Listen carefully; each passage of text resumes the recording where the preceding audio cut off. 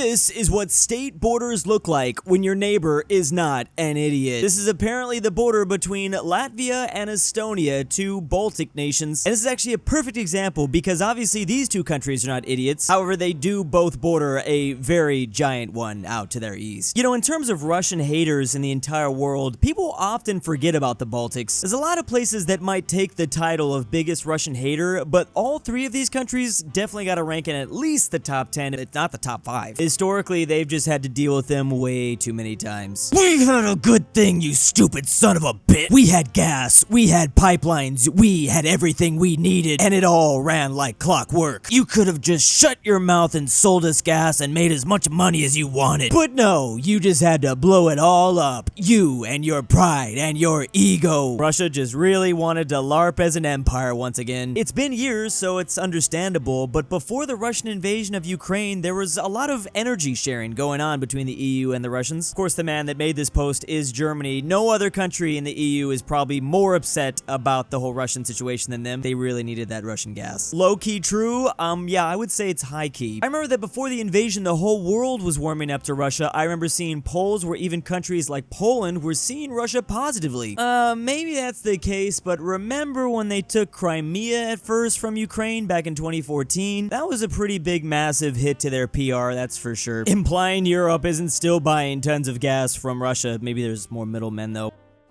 How it all started, it's 2022. We'll be making it to Kyiv in 2 to 3 days. Now cut to 2025. How it's going, Russian combat losses surpasses 1 million. This was just recently a statistic that was announced. 1 million souls over the course of 3 years. That cannot be good for demographics. That can't be good for a lot of reasons, but especially Russian demographics. And Russia was already struggling with a fertility rate of only 1.4. Remember, you want 2.1. They've been struggling since the 90s though, to be honest. It's gonna be terrifying to see the final numbers for both of these two places when this conflict is over. I mean, who knows how much longer we honestly have to go. I thought that by now it would have been wrapped up. Turns out that 20-minute adventure really wasn't 20 minutes. It actually wasn't 8 months either, like this meme is saying. It was way longer than that, dude. The Middle East is an RPG. We've got turn-based fights, a very improbable map, enemies randomly spawning. Here's the loot they're all going for, how to increase your mana, finally the item set. Oh yeah, and this is the final boss. They really did decide to make the most insane RPG in the Middle East, didn't they? There's just no other place like it. At least it's turn-based and not an RTS. I guess turn-based strategy games are more realistic than I thought. Who would have known? 2025, and we're doing turn-based warfare. Don't forget vague loading tips from the dictators. I'm imagining like a GTA screen.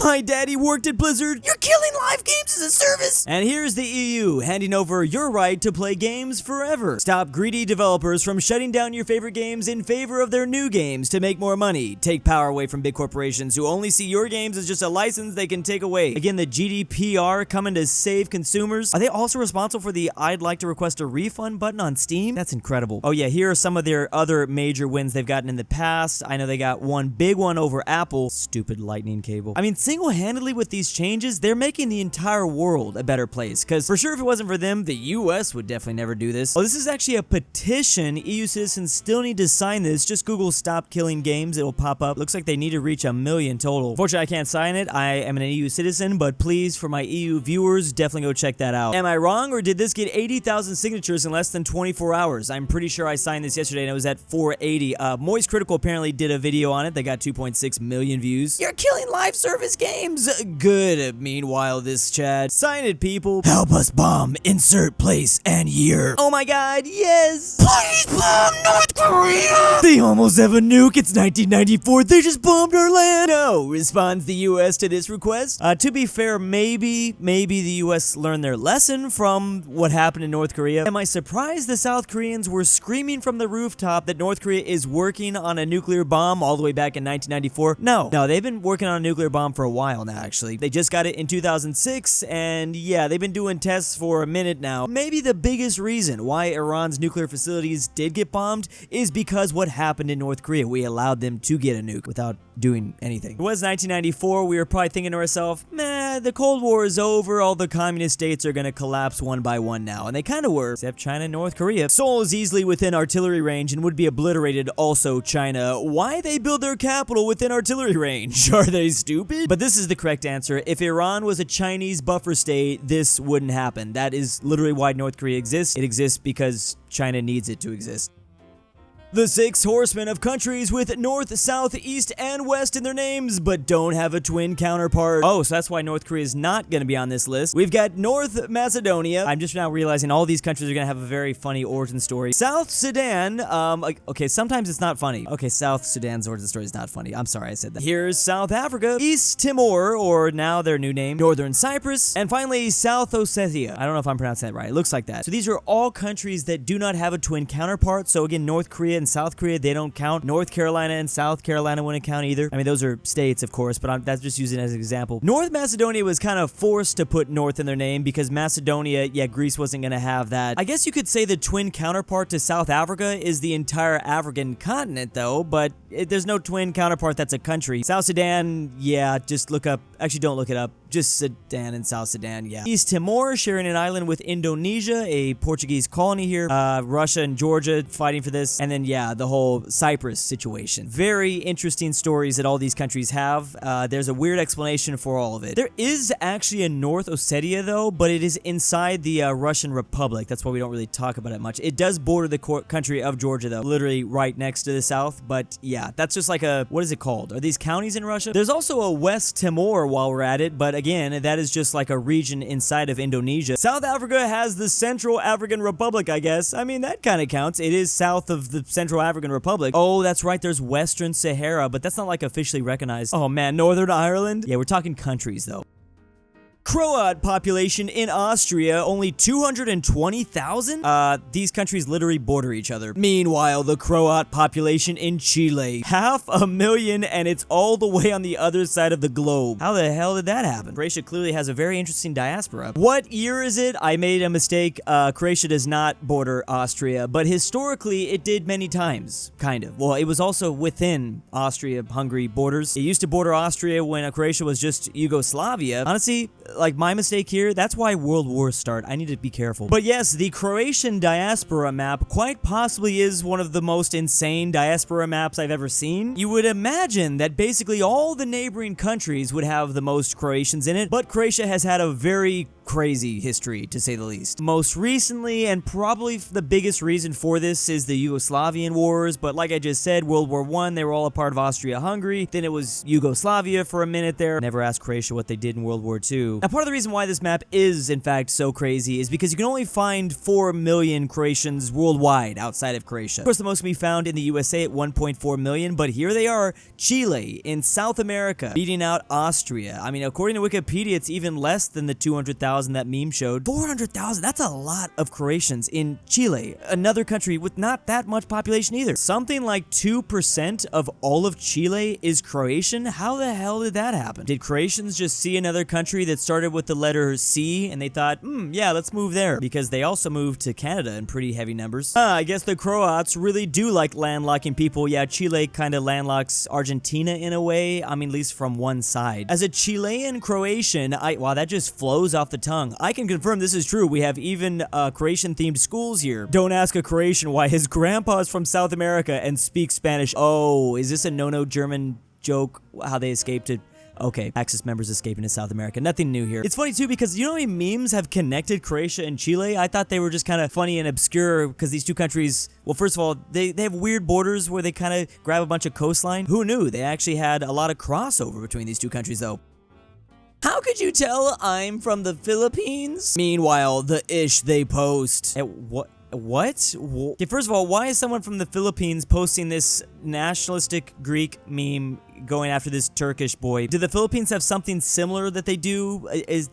Can they relate somehow? Or do the Filipinos just really enjoy Greece and not like Turkey very much? I've got a lot of questions and I'm kind of afraid to ask. I feel like this is a question not often asked. Who is the one that's drawing all these? I know they're probably 4chan users, but who? Very prideful citizens of the world, apparently. Apparently this is the original image though, possibly by India and Pakistan. It's hard to say say, there's so many massive rivalries throughout the entire world, especially, like, I was gonna mention England and France. England and France's rivalry doesn't match so many others, like India, Pakistan, like Greece and Turkey. Maybe like 200 years ago, the British and French rivalry was like that high. Now they're kind of friends, but there's like some friendly rivalry banter. It's also nowhere near this. Romanians showing Trump where Iran is located. That Romanian and Hungarian rivalry also outmatching so many others. Is this a map of like Hungarian ancestry? Yeah, trying on. Something trying on. Basically, every Balkan country despises another Balkan country way more than the British and the French despise each other. Pretty crazy now. Yeah, I'd be very careful with making images like this, though. We Americans are not so good at geography. I could definitely see us, well, accidentally doing this.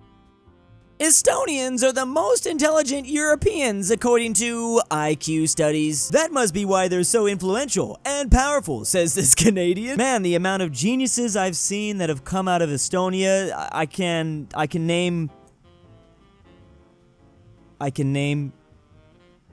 Oh, okay. I'm trying to be for real here. Who is some famous Estonians that I know? Holy crap, I'm gonna have to Google this. Why was a person from Greece tweeting this out, though? What Greece and Estonian love lore? Can I get that? Okay, I'm gonna be honest. I just Googled famous Estonians. I don't know a single one of these. I probably should. I don't know a single one. This is absolutely insane. Even the Estonian/Americans. Oh, maybe I know this famous actress. She's kind of Estonian, I guess. I'm not even 100% though. Think of all the incredible things they might have accomplished if they didn't share a border with Okay, that's a good point. Maybe they would be more famous if it wasn't for the Russians. Please visit my safe and beautiful country. We've already spent $500 billion on tourism campaigns. Jesus Christ. These frickers just won't stop coming, will they? Almost 100 million tours to Spain in 2024? Funny story, they literally are like this. Well, especially out of Barcelona. I think the other parts of Spain may be less likely, but Barcelona does not want you to come. They're over it. And it is hilarious because you do have places like the UAE, Qatar, Brazil, Saudi Arabia, and India,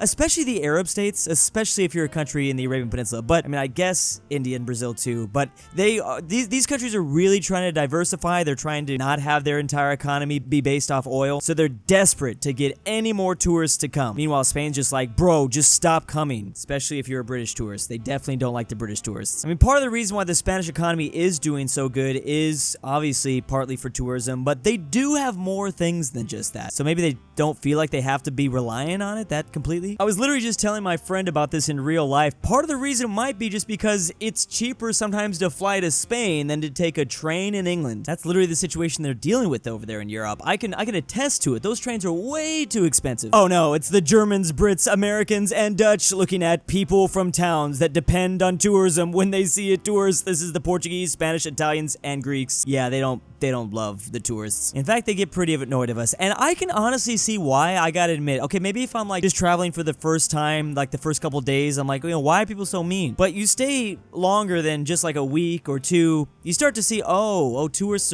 they can be pretty annoying. Not all of them, but all it takes is one. And then this is how you have the entire pigs nation. Oh, that's so funny. I just realized the pigs nations. The Simpsons meme is showing the pigs, and pigs is an acronym for Portugal, Italy, Greece, and then Spain. Pigs. Send some prayers out to those countries right now. It's summertime. They're probably not very happy with what's going on.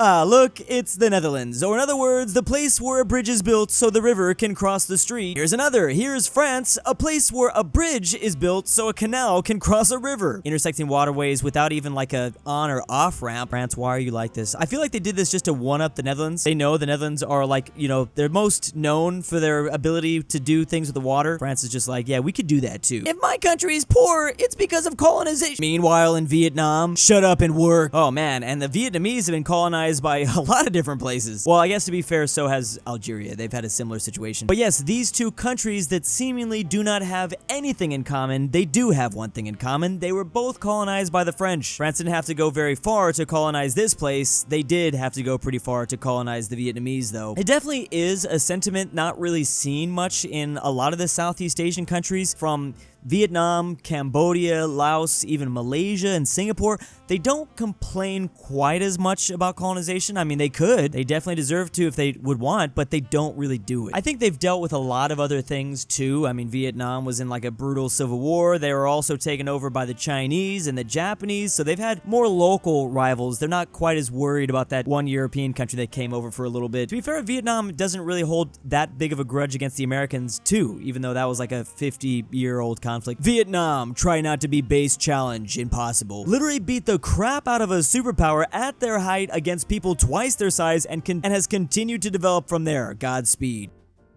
I gave you drones! Please help, cries Iran! Who are you? Responds Russia. Love that we're no longer living in a time where Wojaks have to be in every single meme. Now we can just use cat memes. I'm down for this. There's so many famous cat character memes at this point, it's kind of crazy. So yes, during the conflict between Israel and Iran, Russia famously kind of just stayed out of it and watched. That's still being discussed quite a bit, why they did literally nothing. Now maybe they would have if the conflict did escalate. I mean, I don't think boots on the ground was ever going to happen in Iran. I don't think we'd see American boots on the ground. Maybe in that case, Russia would decide to do something. But if it was just missiles flying and blowing up Iranian things, I guess the Russians were down to just watch. In fact, Russia was offering to help broker a deal between Iran and Israel. That's how neutral they were trying to be at that time. I don't know if I believe them, but that's funny. Russia also doesn't despise Israel, at least nowhere near the same way Iran does or other countries in that region. Part of the reason is because Russian is actually the third most widely spoken first language in the entire country of Israel. I mean, speaking of diaspora maps, when looking at the Russian diaspora, I mean, the only country even remotely close with a lot of Russians in the entire Middle East is Israel. I mean, there's more Russians in Israel than there are in Turkey, and Turkey's a massive nation. Some of these countries don't count if they're formerly a part of the Soviet Union only like 35 years ago, so, you know, disregard Georgia, Azerbaijan, Armenia. Axis of instance allies when your ex insists you need to be an ally. Yeah, a lot of people think that like Russia and Iran are like homies for life. They're homies for right now. They've been homies for like 5 minutes. They're homies because it makes sense, but in another world when it doesn't make sense, they're gonna drop each other like that. Russia has a history of throwing allies under the bus at first chance, putting a credible hat on for a moment. However, Iran had every reason to believe Russia would help. The problem is Russia kind of has their hands full. These are the patrons for this month. If you'd like to join, check that link down below to patreon.com. If Greenland is the largest island, then Australia is its own continent again, right? Drew Supremacy League. Drew's Argentinian Trust Fund. Rip Grandpa. Connor Pavlik. Carmel S. Douche Baggins. Alexander the Terrible. Frederick Tiblin. Bear Hayes. Luxembourg Lover. Miglu the Goat. Nolan Nord Tyrol. And Tambrin.